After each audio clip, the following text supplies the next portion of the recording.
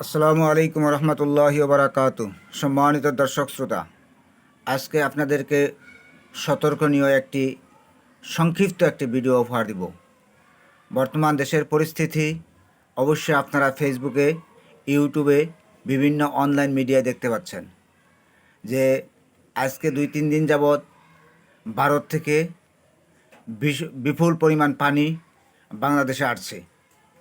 ফেনী, কুমিল্লা, নোয়াখালী, মৌলভীবাজার, হবিগঞ্জ এখন পানিতে ভেসে যাচ্ছে সেই সমস্ত এলাকা। আজকে আমি ফেসবুকে দেখতে পাচ্ছি যে হাজারো হাজারো মানুষ গরু, ছাগল এবং পশু পাখি থেকে শুরু করে কষ্টের মধ্য দিয়ে অতিবাহিত করছে ওই সমস্ত এলাকার মানুষজন। এ পর্যন্ত বেশ কিছু মানুষ মারা গেছে এবং গরু ছাগল তো কত মারা গেছে তার কোনো হিসাবও নেই। বহু মানুষ বাড়িঘর ছাড়া, পানি বাড়তেই আছে। সেই হিসাবে আমরা যারা এখন বিভিন্ন স্থানে অবস্থান করছি, আমাদেরকে সতর্কতা অবলম্বন করা প্রয়োজন। সেই সুবাদেই এই মুহূর্তে আমি আপনাদের সামনে মতবিনিময়ের উদ্দেশ্যে সংক্ষিপ্ত লাইভ আসছি। সিলেটের প্রত্যন্ত অঞ্চলে প্রায় সময় ভারত থেকে পানি আসে এবং সিলেটের মানুষ কষ্টের সীমা থাকে না। এই মুহূর্তে আমাদের বৃহত্তর সিলেটের হবিগঞ্জ, মৌলভীবাজারে পানি আছে।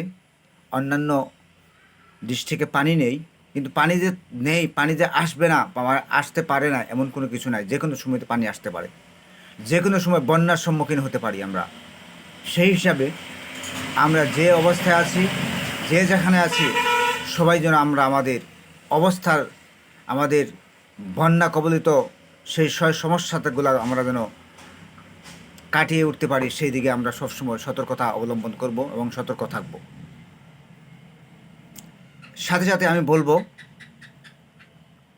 যে সমস্ত ভাইয়েরা বন্যায় এই ভারতের পানির সয়লাবে ক্ষতিগ্রস্ত হয়েছেন বা ক্ষতিগ্রস্ত হচ্ছেন, সবার পাশে আমরা দাঁড়াই।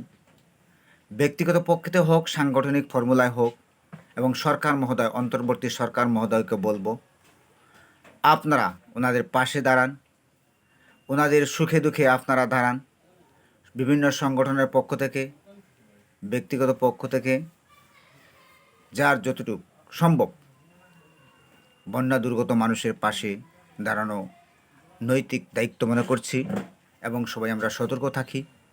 মহান রব্বুল আলমীর কাছে দোয়া করি, রব্বুল আলমী যেন আমাদেরকে হেফাজত করেন। ভারত থেকে যারা পানি ছেড়েছেন, বাংলাদেশকে অথল খবরে পৌঁছে দিচ্ছেন, ওনাদেরকে অনুরোধ করব, আপনাদের পার্শ্ববর্তী বাংলাদেশ, আপনারা ভাই, আপনারাও আমাদের ভাই। আমরা সবাই একে অপরের সাথে আন্তরিকতা, ভদ্রতা বজায় রাখি এবং একে অপরের জন্য সার্বিক সহযোগিতার হাত এগিয়ে আসি। সবাই ভালো থাকবেন, সুখে থাকবেন, শান্তিতে থাকবেন, সবার জন্য শুভকামনা। সবাই ভালো থাকেন এই বলে সংক্ষিপ্ত সতর্কনীয় ভিডিও বার্তা এখনই শেষ করছি। খুদা হাফিজ।